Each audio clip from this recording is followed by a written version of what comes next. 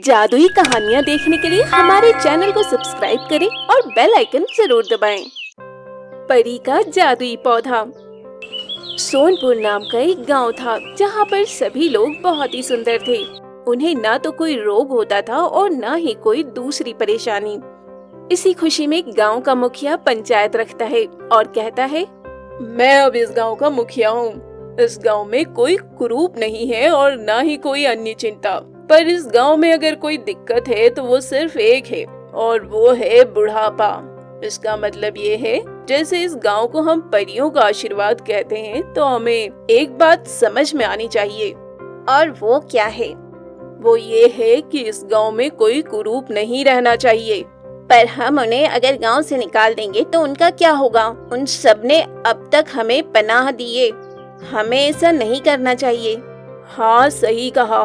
मैंने भी इस गंभीर विषय में बहुत सोचा और ये निर्णय लिया है कि हमें उन सब के लिए एक बहुत बड़ा आश्रम गांव के बाहर बनवाना चाहिए और उसके बाद उन सबको वहीं पर रहने के लिए छोड़ देना चाहिए। हर महीने 1 वर्ष तक उनके पास अनाज पहुंचाएंगे। इसके लिए हम आज से ही मेहनत करेंगे। मुखिया की बात सुनकर सब वहां से निकल जाते हैं। कुछ महीने बीत गए और आश्रम बनकर तैयार हुआ। मुखिया ने गांव के सभी बूढ़े लोगों को उस आश्रम में भेज दिया, जिसमें मुखिया की माँ राधा और गांव के अन्य सभी बूढ़े लोग थे। सबको आश्रम में भेज दिया गया। चलिए माँ, अब सबके लीडर आप हैं। 1 वर्ष तक प्रति महीने मैं आप सबको राशन दूंगा और अन्य सुविधाएं भी दूंगा। फिर आपको खुद परिश्रम करना होगा।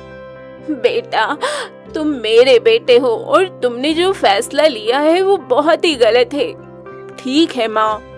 कई दिन बीत चुके थे पर आश्रम के बूढ़े अपने बच्चों की चिंता में लगे हुए थे। इसी सब से परेशान होकर आज लता यानी सुरेश की माँ मुखिया की माँ राधा के पास आई। अरे राधा बहन, मुझे मेरे बेटे सुरेश की बहुत याद आ रही है। क्या बात कर रही हो बहन? आप जानते हैं ना उन बच्चों ने क्या किया है। उसके बाद भी वो बच्चे हैं हमारे। हम क्या करें? आप भी तो माँ है ना। हाँ, कोई बात नहीं। हम अगर वहाँ जाकर उन्हें समझाना भी चाहें तो भी कोई हल नहीं निकलेगा। मैं थोड़ी घूम के आती हूँ। शायद कोई बच्चा मुझे कहीं दिख जाए जंगल में। लता वहाँ से जंगल की तरफ निकल पड़ती है। लता बेटा बेटा पुकारते पुकारते एक बहुत बड़े बरगद के पेड़ के नीचे पहुंच जाती है, जिसे लता ने पहले कभी नहीं देखा था। झाड़ियों के पीछे छुपे हुए वहाँ बहुत सारे पौधे थे जो जड़ी बूटी की तरह दिख रहे थे। ये क्या? इतनी बार इस जंगल में घूमी हूँ पर अब तक मैंने इसे नहीं देखा।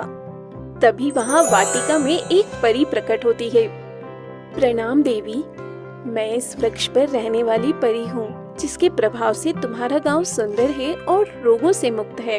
आपका धन्यवाद परी जी। आपकी वजह से ही हमारा गांव आज इतना आबाद है।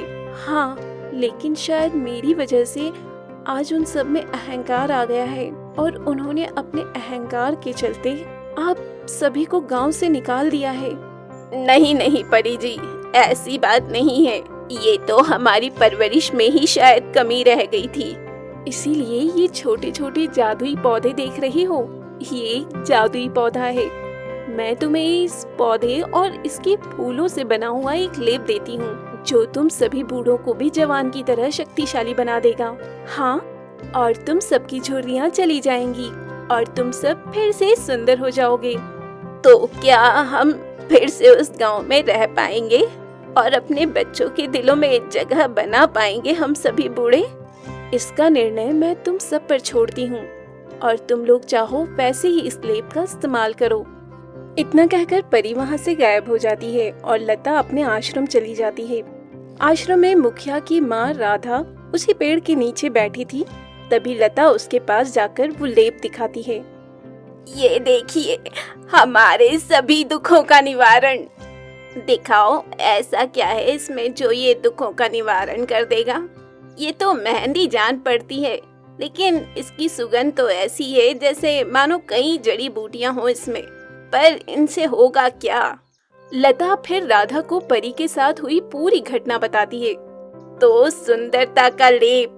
हाँ, इसे बस चेहरे पर लगाकर कुछ देर रखना है और फिर जब ये सूख जाए तो निकाल देना है। अच्छा, लेकिन लता, मैं नहीं चाहती कि इस वजह से हम सब उस गांव में जाकर जुड़ें। इसका मतलब ये है कि अगर हम इसके कारण गांव में गए तो बच्चे कभी कुछ सीख नहीं पाएंगे। फिर भी लगाकर देखते हैं। लता और राधा ने उस लेप को लगाया। दोनों की झुर्रियां गायब हो गई थी। वो पहले की तरह जवान हो चुके थे। अरे, हम तो जवान हो गए।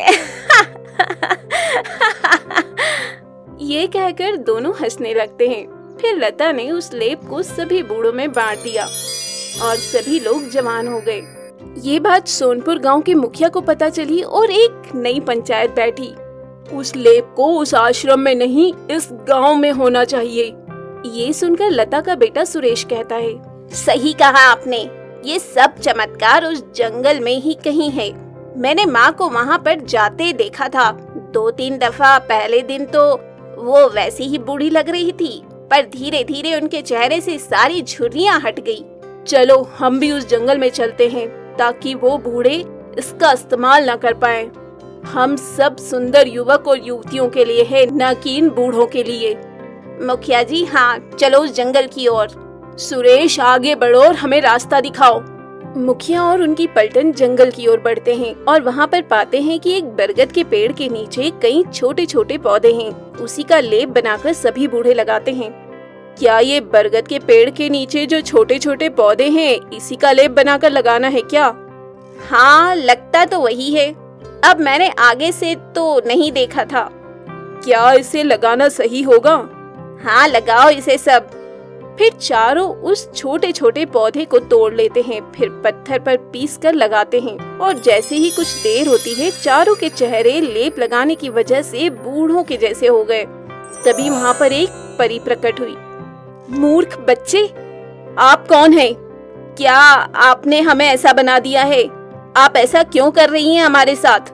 तुम जैसे मूर्ख और अहंकारी बच्चे जो अपने माँ बाप को घर से निकाल कर आश्रम में रखें, उनके लिए इससे अच्छी और कोई सजा नहीं है। अब जाओ और अपने माता पिता के पास जाकर माफी मांगो, वही माफ करेंगे तुम लोगों को। पर अब हम तो कुरूप हो गए हैं, वो हमें क्यों माफ करेंगे? तुम अब भी नहीं सीखे। अब ये पौधे यहाँ से गायब हो जाएंगे। जाओ और अपने माता पिता से माफी मांगो ताकि वो तुम्हें माफ कर सकें। परी की बात सुनकर सभी अपने माता पिता के पास पहुँचे। बाहर राधा और लता और कुछ अन्य बूढ़े मुखिया और अन्य बच्चों को देखने लगे। माँ, तुम बच्चे भी ना, तुम सब सोच रहे होंगे कि कुरूप होने की वजह से हम तुम्हें माफ नहीं करेंगे, पर हमें कोई दिक्कत नहीं है। हर माँ बाप अपने बच्चों से बहुत प्यार करते हैं, लेकिन जिस वजह से तुमने हमें गांव से बाहर निकाल दिया, वो सही नहीं था। हाँ, इसी वजह से हम तुम्हें माफ नहीं कर रहे थे और न ही तुम्हें समझाने आए। इस घटना के बाद माँ बाप ने अपने कुरूप बच्चों को माफ कर दिया और कुछ महीने बाद प्रकृति के अनुसार वो युवक होने लग गए और बूढ़े फिर से अपनी उम्र के हिसाब से दिखने लगे।